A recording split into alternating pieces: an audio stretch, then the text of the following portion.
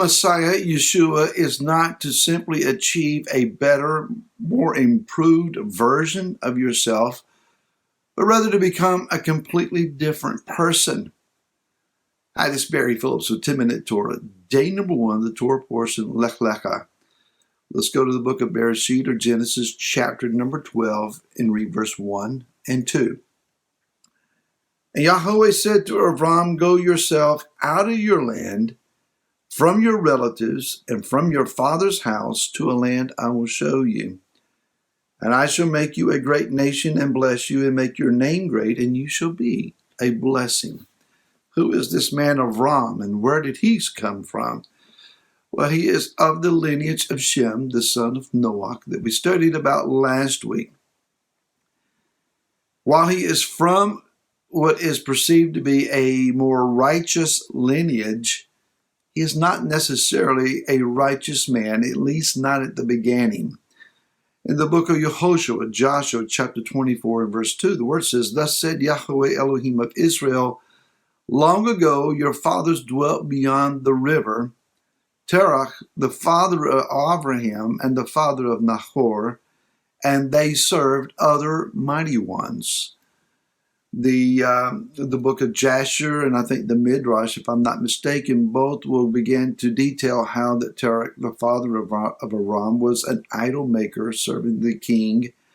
That is Nimrod in the area of Ur the Chaldeans. This is in the region of Shinar, the place of Babel, or the Babylonians.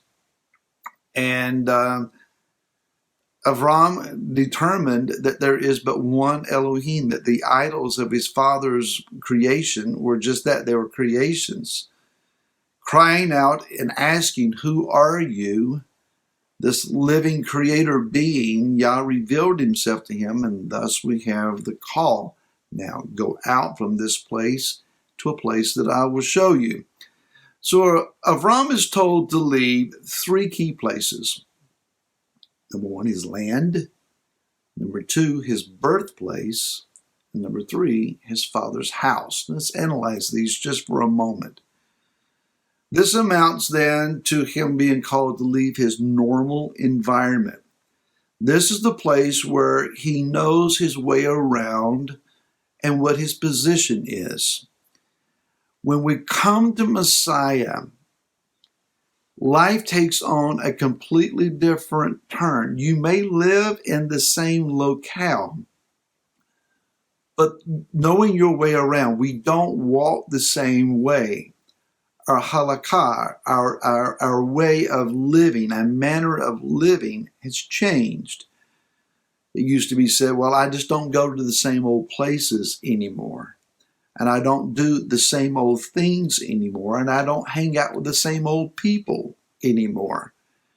Again, we're not talking about a newer, more improved version of who we were. We're talking about becoming somebody completely new. That means our walk is different.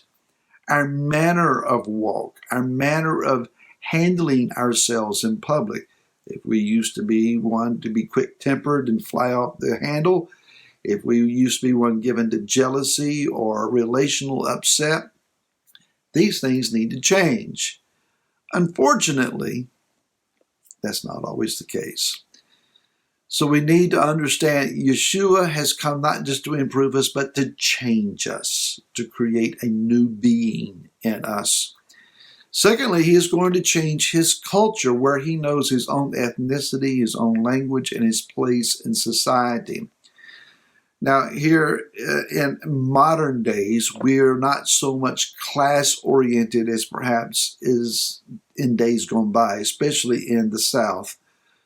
There used to be a very rigid social structure in the Old South, but we still understand who the elites are, the 1%, the middle class, the lower rungs, and those who are at the poverty level. And we study things and relegate people to understandings of economics. That's not really fair, and that's not really a right way of looking at things. We might say, well, you know, I'm white, I'm black, I'm brown, I'm Hispanic, I'm Asian, etc. But our ethnicities, while they're important, and they do say something about our culture, we're taking on a new identity. We're no longer goyim. If you look at the book of Ephesians, chapter number 2, beginning, I believe, with verse number 12, you will find that Rav Shaul is writing to us and saying, you're no longer goyim, but now you are, you're a part of Am Israel. This means that you are a part of the Hebrew people. You may or may not be Jewish, being able to claim any Jewish lineage in your understanding of ancestry. It's not about bloodline here so much as it is about adoption. We're not goyim, that is, we're not among the nations. We're no longer someone separate from Israel. We're grafted in. Romans chapter 11 will teach us. So we're taking on a new ethnicity, a new ethnic identity. The word Hebrew coming from the word Ivri, I-V-R-I, Ivri meaning one crossed over. So we've crossed over not just a river, not just a boundary marker, but we crossed over from one identity to another identity. And as such, as being a part of Am Israel, the people of Israel, we're a part of the covenant people. And that's very important for us to understand. And knowing our language, somehow we get this idea that maybe in the kingdom, when Yeshua comes, he's just going to zap us, and we're going to suddenly learn a new language called Hebrew. It might be beneficial to us to go ahead and begin to learn as much as we can now. It is a little bit of a steep learning curve. I've approached that learning curve several times and never fully completed it. But the language itself unveils to us what the word says. So the better you understand Hebrew, the better you can study the Hebrew word, the word of the Torah. Just a clue there. And then finally, his family identity. Here's where he knows his role and his ancestry and his inheritance and his future.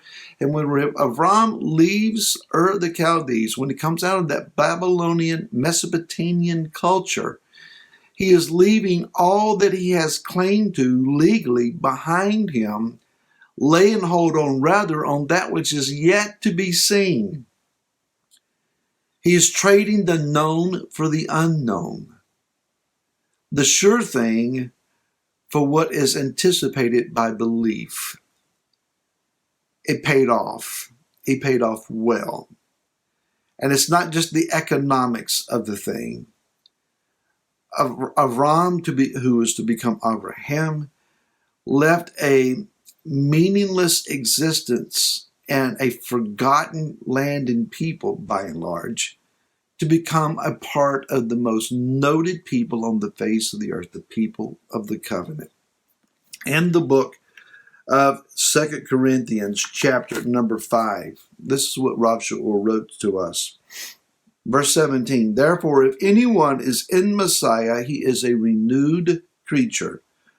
The old matters have passed away. See, all matters have become renewed.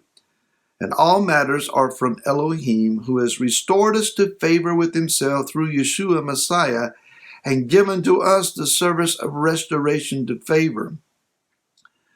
So Yah is speaking through Rav Shaul to tell us the past is the past, where you came from, how it used to be, what you used to do, how you used to think, what your previous identities might have been. They've all been changed. Now, I'm not telling you that you are no longer, of a particular ethnic group or a particular cultural identity. But as we walk in those things, they are not our primary identity. Our primary identity is found in Yeshua, in the covenant, and in the inheritance of the coming kingdom. And I can tell you that as I have begun to learn and study my own ancestry and ethnicity and roots, those things are redeemable. I'm finding a way to use them to help me to express the character of Messiah, who has redeemed those things to honor and glorify him. It's an interesting path. encourage you to walk it with me. And we'll talk more about these things tomorrow. Till then, shalom.